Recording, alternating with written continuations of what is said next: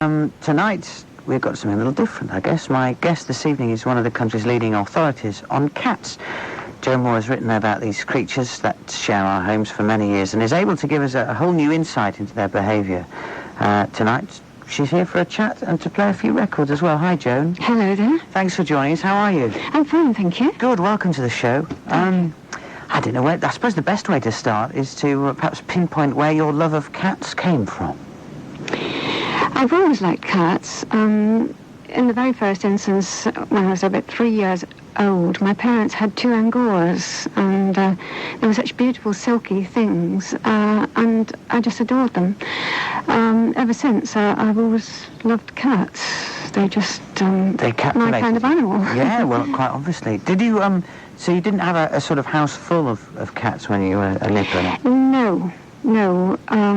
I had a dog, a pet dog, but cats just didn't happen for me.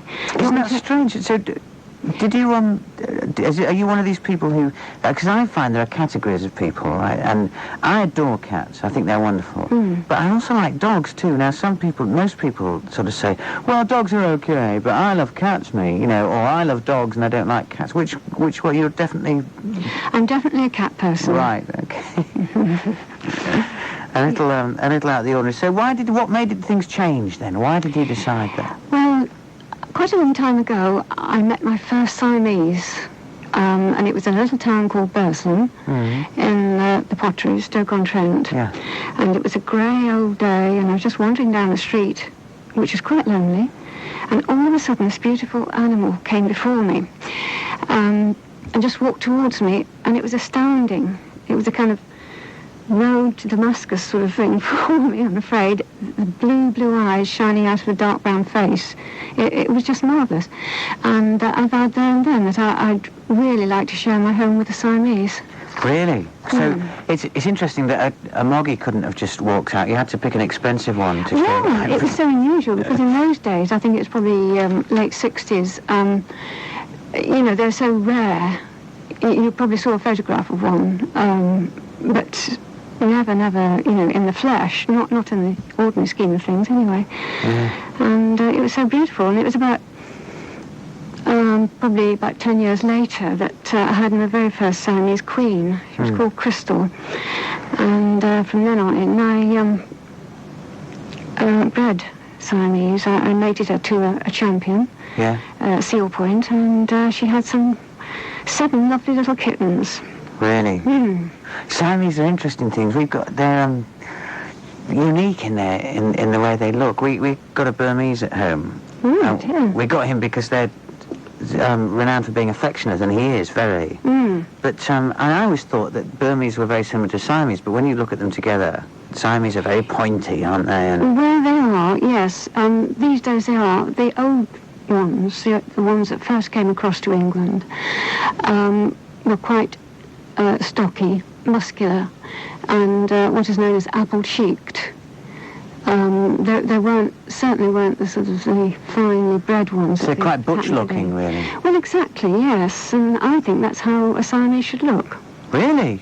I do. Oh, right, because these days you don't see them like that, do you? You certainly don't, no. That characteristic has been bred out of them. Yeah. Fascinating stuff. We're going to take a little break for some travel news, and then what we'll do is play another one of your songs. Oh, lovely. Okay.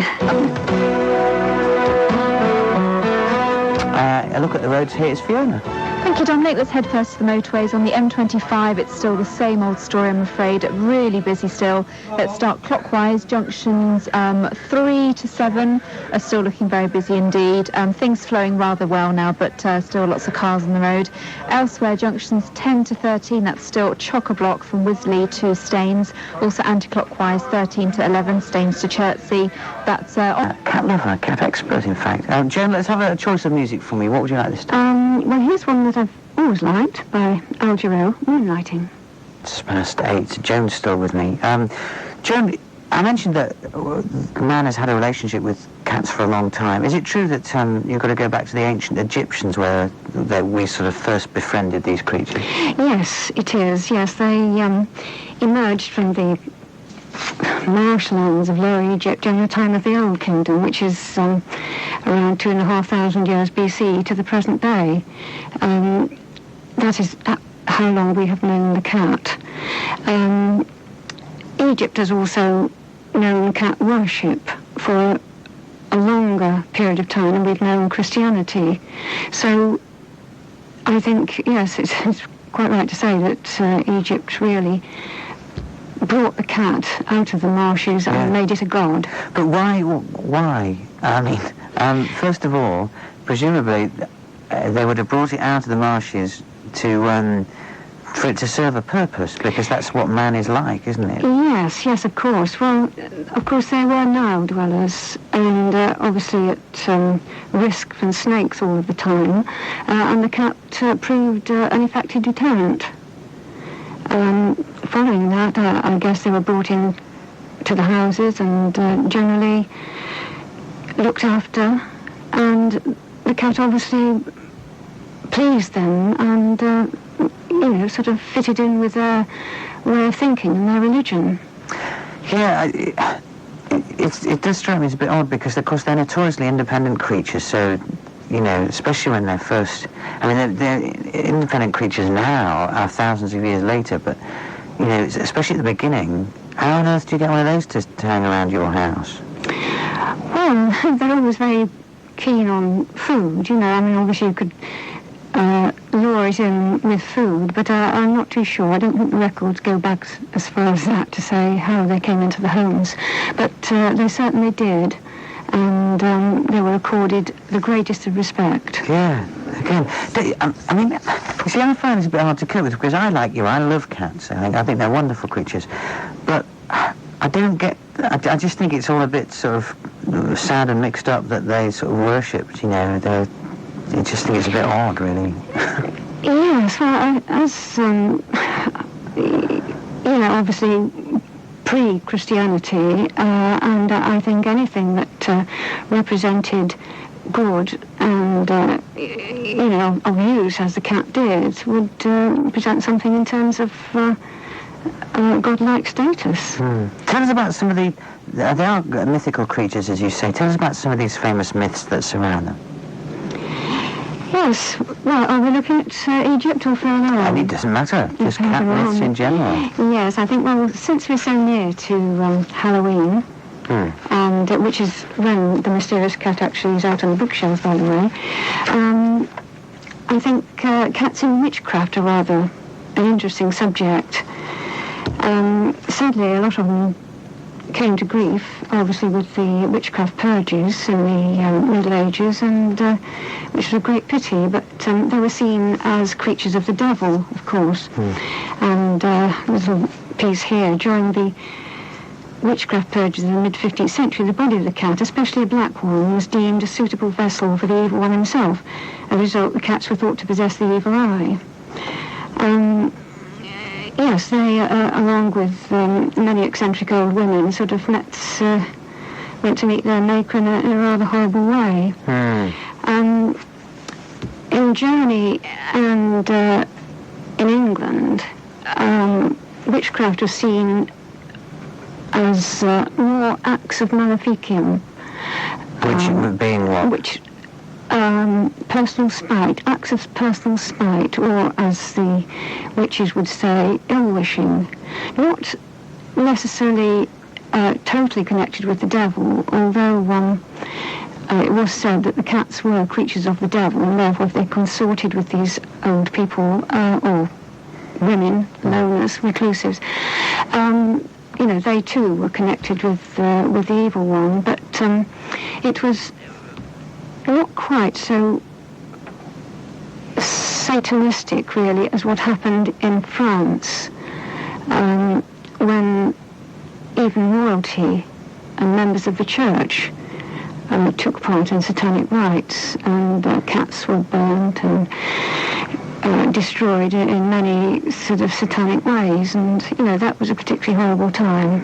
Very strange. Again, because people sort of, with due respect to the cat, have blown their importance out of all proportion. Yes, indeed. Well, I suppose that reflects the the mystery of the cat itself anyway. I think if you just observe a cat sort of sitting there, absorbing and seeming to reflect, and certainly with an intuitive sort of knowledge of things, I think, that could very well be that people were even frightened of cats because they couldn't understand them. We mentioned at the beginning that obviously you're a lover of the Siamese cats. Tell us what about the humble tabby though, because they possess wonderful qualities, don't they? Oh yes. Yes. In many respects, they can be even more interesting themselves. Yes, indeed. They're very friendly, sturdy, less likely to, probably from their sort of being interbred and everything, less likely to submit to disease and so on, because they've wander the sort of countryside and everything, and eating all sorts of things, and not necessarily being kept in a solitary situation. They are very, very nice cats, and quite a good one to have in the home. It is interesting that there's a certain quarter in Baghdad from which the tabby is supposed to have got its name, called a tabby, and that was a quarter which was known for its beautiful watered silk, resembling the colour and pattern of the tabby cat. Right. And of course Muhammad had a tabby cat as well, and he was the religious prophet, you may recall, yes, and he was very, very fond of his cat, and in fact, which I suppose is very well known, he, instead of disturbing it as it rested on his knee, as it slept on his knee, he cut away the hem of his garments so it could stay on the chair. Yeah, again, a bit strange. I have to say, I find all this a bit sort of, I underline it again, I adore cats, but it's just a little odd, perhaps. Don't you think? Well, yes, probably, but I think it's something to do with the religions of the countries involved and the cultures involved that, love the cat to that extent. I mean, today, obviously, the cats are once loved. Everything is in the correct proportion, really. They're pets, and indeed, today they happen to be the most popular companion animal in the UK, and of course they're very suitable for a busy lifestyle for people and for flat dwellers and everything. That's right. I mean, they like to do their own thing, don't they? They'll be around when it's feeding time. Apart from that, don't worry about them. Yes, that's right. They just get on and do it, and unlike, they don't beg to be taken out for walks or anything like that. They're very, very sort of people-friendly pet, really, who doesn't, the person who doesn't like too much exercise and everything, and just likes to stroke a coat every now and again. And, but they are incredibly lazy creatures, aren't they? 17 hours a day spent sleeping is a very large number of hours. That's right, yeah. They do a lot of catnapping as well, which people probably think they're sleeping, but they have one eye open, usually. They can sort of relax and sort of snooze, but I think that, they're noticing what goes on around them anyway, and it's just a sort of half nap, which helps to keep them going. Joan, we're going to take another break, and then we'll have another one of your songs. Oh, right, okay. Here's Fiona. Thank you, Dominic. Well, let's check out. It's 6 minutes to 9 now. Joan, am I right in thinking that you used to actually own a cattery? Is that right? Yes, that's right. That, to me, just sounds like a nightmare. Is that a nightmare? Just depends, really. It means a lot of hard work. A lot of hard work. But how do you make sure that all your residents get on? They're in separate housing. Yeah, but there must be lots of and all this nonsense going on. Yes, there is quite a lot of that, especially with the males. Yeah. Yes, they don't take kindly to each other at all. And so they must sit there all day moaning at each other? Well, not necessarily, just get on with life, good sleep, drink, sit on the log, look out and study the universe and everything. I suppose they soon get used to it, do they? Oh, yes. Yes, but it is a good thing not to allow them to meet up face to face. Have you ever had to separate? Oh, yes. How did you do that? Ghastly experience. Well, I was sort of cleaning out the cattery, and the boys were in separate rooms in the house. Yeah. Somehow they got loose and they were together, and I heard this awful sort of low moaning going on. I realised what it was. Yes. And I thought, well, if I take them off their guard, I can probably just stop them before it, gets too bad. I came up behind them and just snatched one of them away. Bad news, because he just turned round and his canines just sort of dug straight into my finger. And, well, the upshot of it was, of course, that you dropped him. I dropped the cat, yeah. But eventually, over 24 hours, my finger swelled up so much that it was a case of nearly almost having to have it amputated. It was a terrible thing. But it was not the cat's fault. It was not Nijinsky's fault at all. It was mine. I should have known better. I should have had gloves on anyway, sort of thick leather gloves or whatever, if I was going to handle them like that. Because it's, they're quite explosive when they're just about to sort of confront and start a fight. So that was bad news, okay. We always found, I suppose they've got to be outside for this, but we always found a bucket of cold water makes them think again. Well, exactly, sure it does. Yes, normally people recommend sort of water pistols, but I didn't have one to hand, I just rushed in. They despise water so much, don't they? They really do hate it. Yes, they do, but of course when you show cats, it's a good idea to bath them 2 or 3 days beforehand. And that is a work of art as well. How do you go about doing that then? Right, well, first of all, the water's obviously got to be quite warm, yet not too hot or anything like that, because they're quite sensitive, little feet and everything. Sure.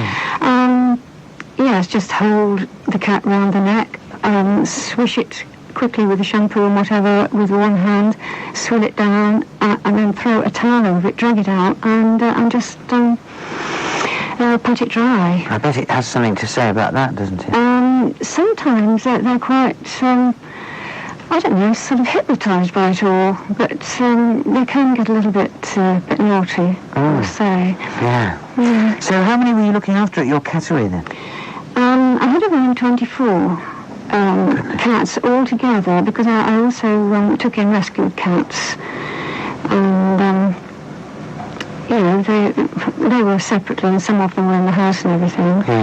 I wonder what the moggies make of the posh ones. I don't think they notice the difference. They just smell cat if they come up against each other. Coat colour doesn't mean a thing. No. Now, I know you believe that cats have perhaps got an insight into life that other creatures don't appear to have. Why do you base that, or what do you base that on? Well, I think it's the temperament of the cat sort of lends them to imagine that or think that way. I certainly think they're very, very sensitive. They can pick up atmospheres. They know if their owner or the people that they're with are sort of tetchy or upset or anything like that. Yes, I think you only have to look into their eyes. They seem as though they know things. And of course, it's just a small step from there to think that obviously magic is within the cat. It sort of leads on from there. And I think this is partly why, the older religions have sort of been so taken with the cat, because they have seen there, they've had time to contemplate and reflect and see this lovely creature that seems to reflect back. And it's just gone on from there.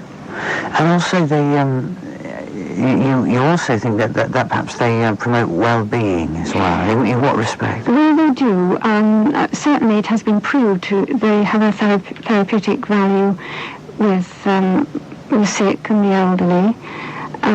In that, stroking a cat decreases the heartbeat, so that you become calm and stress-free. And of course the cat does like that, and that sort of reciprocal purr that happens as you stroke a cat, it reflects in yourself, and you know that you're giving the cat something that it likes, and the cat is coming back with the same